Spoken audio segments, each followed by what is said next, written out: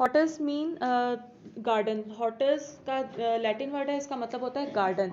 और horticulture word use होता है half garden and half farm. ठीक है, हॉर्टिकल्चर पूरा एक फॉर्म भी नहीं है जहाँ पे फसलों को ग्रो किया जाता है, और ना ही ये एक गार्डन है कि सिर्फ उसमें छोटा मोटा कोई गार्डन हो जिसमें ऐसी कोई एक दो दरख्त तो नहीं। इसके ऊपर इतनी मेहनत नहीं लगती जितनी फसलों के ऊपर लगती है, लेकिन इतनी कम मेहनत, इतनी ज़्यादा मेहनत भी नहीं लगती और इतनी कम मेहनत भी नहीं लगती है। ठीक है, इसके प्रॉपर जो है वो एक काम इसके ऊपर किया जाता है।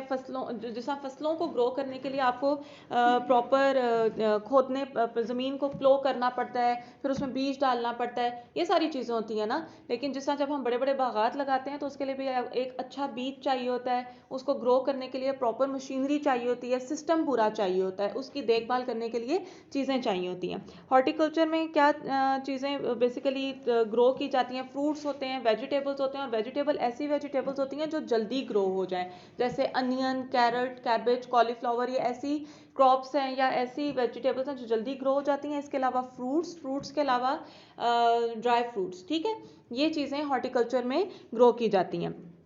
इसके अलावा यहाँ पे और क्या चीज़ ग्रो की जाती है? नट्स ग्रो किए जाते हैं, और मेनली नट ग्रो करने का एक मेन पर्पस ये होता है कि उनको खाया भी जाता है, और दूसरा इनसे मूंगफली जो होती है उससे तेल भी निकाला जाता है।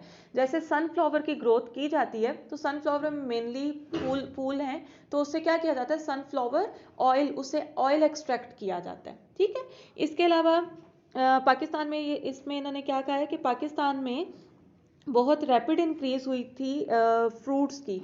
जो मेनली आपकी एक्सपोर्ट्स होती हैं वो सेकेंडरी एक्सपोर्ट्स होती हैं और प्राइमरी एक्सपोर्ट्स होती हैं। सेकेंडरी एक्सपोर्ट्स में आपकी मशीनरी आती है, प्राइमरी एक्सपोर्ट्स में आपकी पेरिशेबल थिंग्स आती हैं, या छोटी मोटी चीज़ें आती हैं। पेरिशेबल थिंग्स वो चीज़ें होती हैं जैसे फ्रूट्स हो गए, वेजिटेबल्स हो गए, कपड़ा, ये सारी चीज़ें पेरिशेबल में आती हैं। कपड़ा भी नहीं आता, वो भी सेकेंडरी की में आता है, लेकिन ये जो खाने पीने की चीज़ें होती हैं ये प्राइमरी गुड्स में आती हैं। तो इनको जब ग्रो किया जाता है या इनको बाहर के मुल्कों में भेजा जाता है तो उसमें इस चीज़ का ख्याल रखा जाता है कि इनकी क्वालिटी अच्छी हो, दूसरा इनको प्रिजर्व करने के मेथड्स ठीक हों।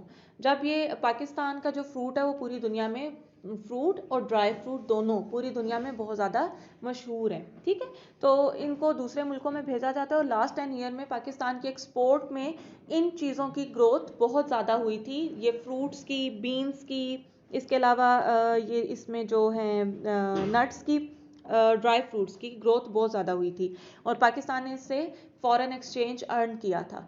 लेकिन 2000 इन्होंने जो सिनेरियो बताया 1995 टू 2008, 1991 टू 1995 बनाना की ग्रोथ कम हुई थी, और उसके बाद इसकी ग्रोथ में इंक्रीज भी आया था। ग्रोथ कम क्यों हो जाती है या उसमें इंक्रीज क्यों आ जाता है? ग्रोथ कम इसलिए होती है, एक तो क्लाइमेटिक कंडीशंस भी होती हैं, फ्लड्स आ गए, बारिशें नहीं हुई। ठीक है, ये भी एक रीज़न हो जाती है ग्रोथ कम होने का। और दूसरी मेन रीज़न ये होती है कि हम मेन जो एडवांस टेक्निक्स हैं ग्रो करने की, वेजिटेबल को, फ्रूट्स को या क्रॉप्स को हम वो यूज़ नहीं करते हैं, तो भी उनमें अगर हम वो बहुत अच्छी यूज़ करें तो वो इंक्रीज़ हो जाती हैं। और अगर ग्रोथ इंक्रीज़ होती है और अगर उनको अच्छे तरीके से यूज़ ना किया जाए या latest technology, latest methods utilise ना किए जाएं तो ग्रोथ में अफेक्ट आता है।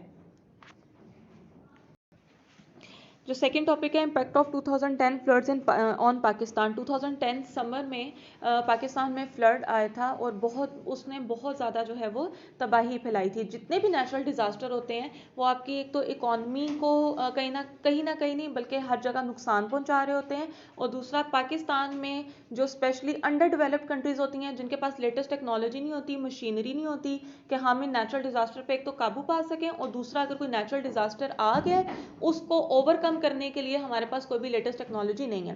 फॉर एग्जांपल अगर कहीं पे कोई बिल्डिंग गिर जाती है, ठीक है, तो क्या होता है, हमारे पास लोगों को हाथों से निकाल रहे होते हैं, खींच के घसीट के निकाल रहे होते हैं, हमारे पास वो मशीनरी नहीं होती कि मलबे को हटाया जाए, लोगों को तरीके से निकाला जाए। ठीक है, तो जब 2010 में फ्लड्स आए थे तो उसका मेनली क्या नुकसान हुआ था? एक तो क्रॉप्स सबसे पहले तबाह हुई थी। ठीक है, समर में बहुत सारी क्रॉप्स काटने के लिए प्रॉपर तैयार होती हैं, वो फुली ग्रोन होती हैं।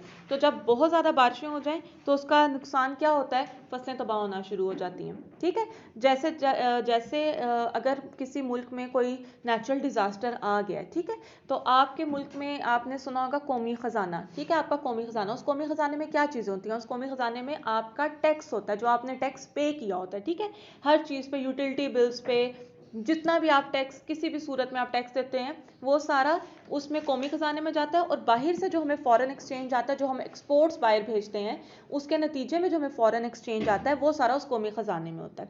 तो जब भी कोई नेचुरल डिज़ास्टर आ जाता है तो उससे क्या होता है कि लोगों, वो कौमी ख़जाना जो उस चीज़ के लिए रखा जाता है कि इंफ्रास्ट्रक्चर को डेवलप किया जाएगा, इंफ्रास्ट्रक्चर में आपकी आ जाती हैं रोड्स, आ जाती हैं बिल्डिंग्स, आ जाती हैं हॉस्पिटल्स, आ जाते हैं स्कूल्स, आ जाते हैं यूनिवर्सिटीज़, आ जाती हैं फैक्ट्रीज, आ जाती हैं कि उनसे पैसा आपको मिलेगा, वो सारा कहाँ पे खर्च हो जाता है, लोगों की वेल बींग के लिए चला जाता है।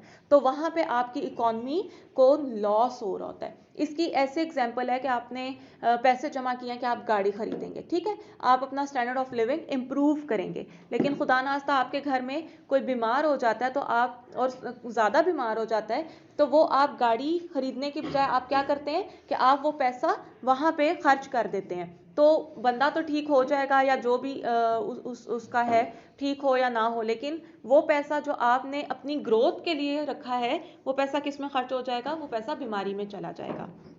एक ये चीज़। दूसरा इसमें क्या है कि ग्राउंड कम्युनिकेशन या इंफ्रास्ट्रक्चर में आपका ये जितना टेली कम्युनिकेशन का निज़ाम भी आता है, वो भी सब इंफ्रास्ट्रक्चर में आता है। ये जो इसका क्या नाम है, पीटीसीएल के जो है, या पाकिस्तान नेशनल टेलीविज़न है, उसके जितना भी इंफ्रास्ट्रक्चर है, या कम्युनिकेट करने के तरीके रेडियो के थ्रू, टेलीविज़न के थ्रू, मोबाइल्स के थ्रू, ये सारा इंफ्रास्ट्रक्चर जो डेवलप हुआ हुआ है, वो भी, उसका निज़ाम भी ख़राब होने लग जाता है। आपने देखा होगा कि जब लाइट चली जाती है और बहुत ज़्यादा देर के लिए जाती है, तो आहिस्ता आहिस्ता क्या होता है, आपके टेलीफोन डेड होना शुरू हो जाते हैं। ठीक है, अगर आपके मोबाइल में से सर्विस चली जाए, सिग्नल्स चले जाएं, तो क्या होता है, आप कम्युनिकेट नहीं कर पाते हैं। तो फ्लड्स क्या करते हैं, फ्लड्स की वजह से, फ्लड्स हो या कोई भी नेचुरल डिजास्टर हो, अर्थक्वेक हो, वो आपका कम्युनिकेशन इंफ्रास्ट्रक्चर को भी नुकसान देता है। Overall the floods had a very negative impact on Pakistan economy. इसने जो जितने भी फ्लड्स थे पाकिस्तान की इकॉनमी पे, उसके बहुत से नेगेटिव इफेक्ट्स आए थे।